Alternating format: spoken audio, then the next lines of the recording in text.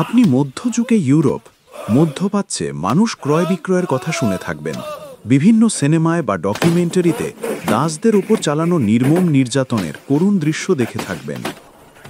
কিন্তু আপনি জানেন কি, আমাদের দেশেই আইনত বৈধভাবে দলিল সম্পাদন করে মানুষ ক্রয় বিক্রয় হতো কৃতদাস হিসেবে।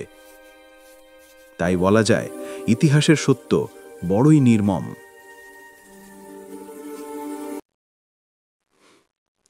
ইতিহাসের অন্ধকার কুঠুরিতে কিছু সত্য ধুলোমাখা হয়ে থাকে। এমন কিছু দলিল যা আমাদের বর্তমানকে প্রশ্ন করে। ২০০ বছর আগের এই বাংলা, যেখানে মানুষের জীবনের মূল্য নির্ধারিত হতো টাকা অথবা ধানের বিনিময়ে, যেখানে একজন মাকে তার সন্তানসহ বিক্রি করা হয়েছিল মাত্র ২৮ মণ ধানের মূল্যে। এ এক দাসত্বের করুণ ইতিহাস। আজ আমরা যাব সেই সময়, সিলেটের সাবরেজিস্ট্রি অফিসের মহাফেজখানায়, যেখানে এখনও ঘুমিয়ে আছে সেই মর্মান্তিক মানুষ বিক্রির দলিলগুলো। এই দলিলগুলো প্রমাণ করে চরম দারিদ্র্য কিভাবে মানুষকে কৃতদাসে পরিণত করত। প্রথম দলিলটি ১৮০৬ সালের।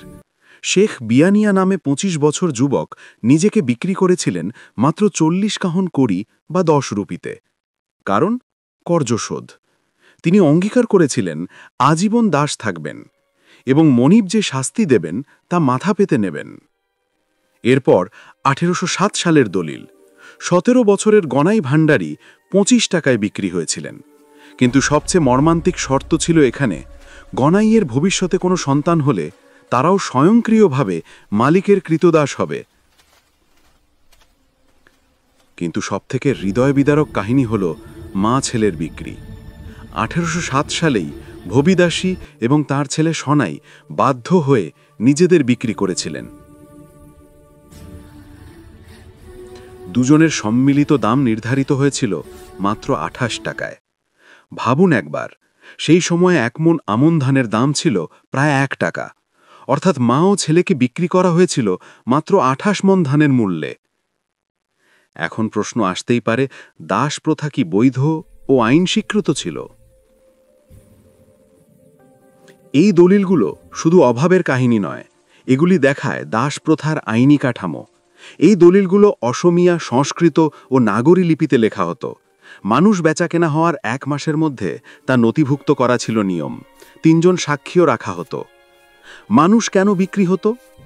বাংলায় ৪ ধরনের মানুষ বেচাকেনা হতো: নিঃস্ব স্বাধীন মানুষ, নির্ভরশীল শিশু, আগে বিক্রি হওয়া দাস এবং দাসেদের সন্তান। কারণ ছিল একটাই, অনাহার।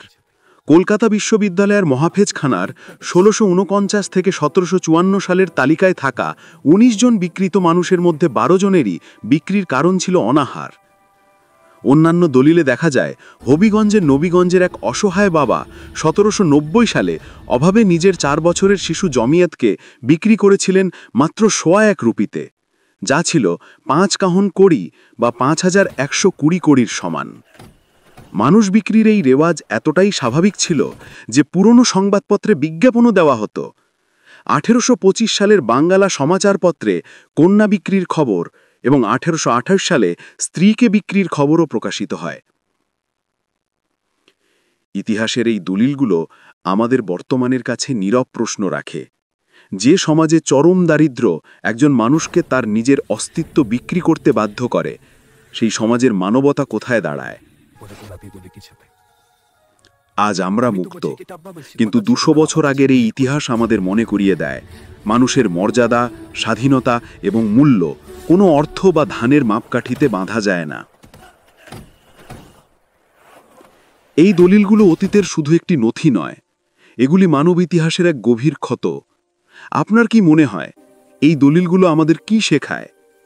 কমেন্ট করে জানান। এই অজানা ইতিহাস অন্যদের জানাতে ভিডিওটি শেয়ার করুন। এমন আরও ঐতিহাসিক অনুসন্ধানের জন্য আমাদের চ্যানেল সাবস্ক্রাইব করুন।